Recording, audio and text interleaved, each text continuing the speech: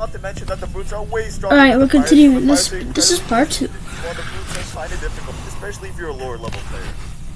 Moving on to the next mistake, I see a lot of people doing this wrong, and that is leveling up your hockey the wrong way. Everyone knows the default way to level up hockey, and this is the mistake that everybody makes. You kind of just go around with your hockey turned on, you hit your enemies, but there's a way to do it literally overnight. But for this, you need an elemental fruit. Once you equip an elemental fruit, you need to get a sword that's the lowest level possible. And most of you already have the katana or the cutlass, so I recommend going back to the first island and getting the opposite sword that you bought. So if you bought a katana, I recommend getting a cutlass, and if you bought a cutlass, I recommend getting a katana. The reason you want to do this is because the lower the level of your weapon, the way easier this trick is going to be. Head over to the spawn point of any enemy in the game that does not have hockey. So obviously you can't do bosses, and you can't do these guys at Fountain City. You have to be a higher level than the enemy you want to do this with. Make sure you're standing exactly on your spawn point and leave an auto clicker on. And obviously turn on your hockey. And the way you level up your hockey actually depends on how many times you hit your enemy, not how much damage you do to them. So by taking advantage of this, and if you leave your auto clicker on overnight, you should literally wake up to max hockey. This is really overpowered, so make sure you take advantage of this. The next thing I see a lot of people doing is grinding the wrong way. And this is kind of situational because it actually depends heavily on whether you have friends that play the game. If you don't have any friends, then this trick isn't really for you. But if you do, make sure you get them online. And usually if you're in the first year, friends should be a higher level than you, so get them to help you out while fighting NPCs. Ask your friend to get an NPC down to around 90% of their health, and if you do the rest of the 10% of damage, then that literally counts as a kill. Just make sure it's nothing under 10% because then it won't Don't count worry as a about kill. the thing. I made this mistake with bosses. I used to get my friends to help me out and they would leave the boss one hit. But that does not work. They need to have at least 10% of their health remaining. So make sure you get that part right. It's incredibly important. The next thing I see a lot of people using wrong is the Portal Fruit's X ability. There's actually two different ways to use it. The first way is the traditional way. It's literally just using the X ability, blip into another dimension, and come back where you want. But did you know that if you stand incredibly still and actually use the Portal Fruit's X ability and you don't move at all, then there's actually a glitch in the game which makes it so you're completely invisible for the whole time.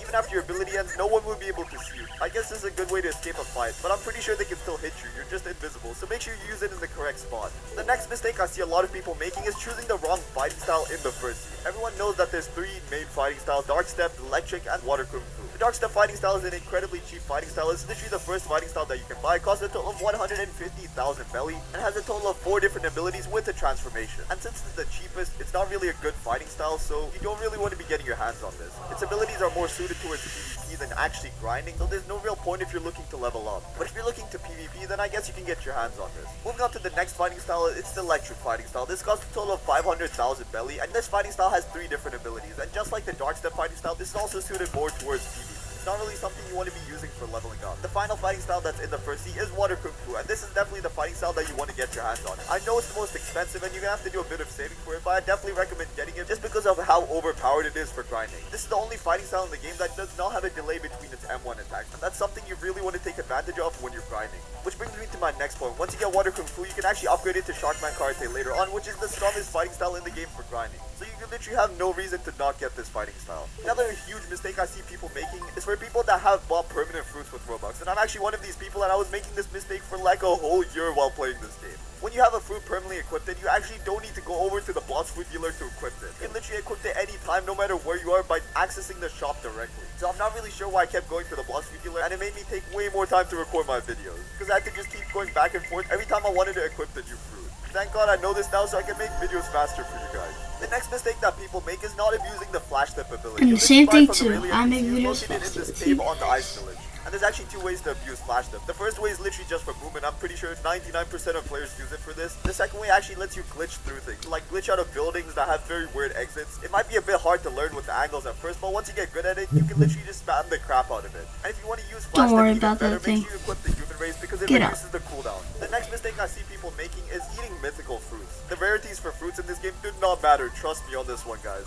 Let me give you an example of a rare fruit that's actually better than a mythical fruit. First, the mythical fruit I'm talking about is the control fruit. It's literally the one Law uses. You just spawn in a big bubble and you're basically just God mode inside that bubble. You can levitate stuff, throw it at your enemies. You can use the Echo Knife, which literally just spams the crap out of them and they can't even dodge it. You can also use the Gamma Rush ability, where you hit them with like a 10x combo, incredibly crazy, and you can also basically just teleport inside it. But there's actually a fruit that's way better than this fruit, even though the control fruit is literally one of the coolest fruits in the game, and in my opinion it's probably the coolest fruit because I mean, look at it, the concept is just amazing. The fruit that I'm talking about that's better is a rare fruit. It's literally the light fruit and it only costs 650,000 belly, and it's way easier to be in stock at the Blox fruit dealer. It's actually an elemental fruit. It has an awakening which you can unlock for 14,500 fragments. It also has a passive ability. You basically get a sword with this. Literally, look at how overpowered that is. And the abilities in general are just better because you don't need to spawn in a whole bubble to use them. And if you're looking to level up, the light fruit is definitely better because it's one of the best grinding fruits in the whole game. The light fruit also has the fastest movement ability in the whole game. Control fruit can't even compete. If we're leveling... Watch every NBA playoff game, live, beginning April 19th, all in one place. With YouTube TV, try it free. Terms apply, cancel anytime. Leave it. Leveling up It's the YouTube control at fruit least. might honestly be one of the worst fruits you can do. Anyways, moving on, the next mistake I see people make is leveling up their Buddha fruit. And what I mean by this is not leveling up with the Buddha fruit, it's leveling up the Buddha fruit itself. You literally have no reason to do this because the only reason you want to be using the Buddha fruit is for its increased range. So if you're using the Buddha fruit and its abilities like normal and trying to level it up, trust me, you do not want to be doing that. Its abilities are completely useless. Just please use the Buddha fruit normally. Okay. Anyways, moving on, the next mistake I see people making is doing high level bosses early just for boss drops. And I know it might be cool to get some boss drops, like maybe getting the glasses from the cyborg boss in the first sea is cool and all, but keep in mind he's the strongest boss in the whole of the first sea. So if you're like a level 10 player, you do not want to be fighting this boss. But if you're really confident in yourself and you have a high level food or a really overpowered fighting style, then I guess you can try the challenge. But don't challenge yourself too hard because you're gonna die. The next thing that you don't want to be doing is storing your fruits. There's actually reasons that this is a good thing and a bad thing. If you just pick up a fruit and instantly store it, and it's a fruit that you already have or a fruit that you wanted to give to your friend, it's not a very smart thing because you can't really unstore your fruit. The only way you can give it to your friend then is by trading it. Then your friend has to trade another fruit that's worth similar value. But storing fruits can be a good thing if you do it with fruits that you actually need or plan on using later. Or fruits that you obviously want to trade. That's pretty much it. In this video, I'm going to be telling about some things that you absolutely... Alright, guys. That video's finished. So, next time you see me, I'm gonna be right here. See this? You can't see me. See this? You can't see me. You can see this somehow, but you can't see me. But if I do that, yes, you can. But maybe one thing, stay right there.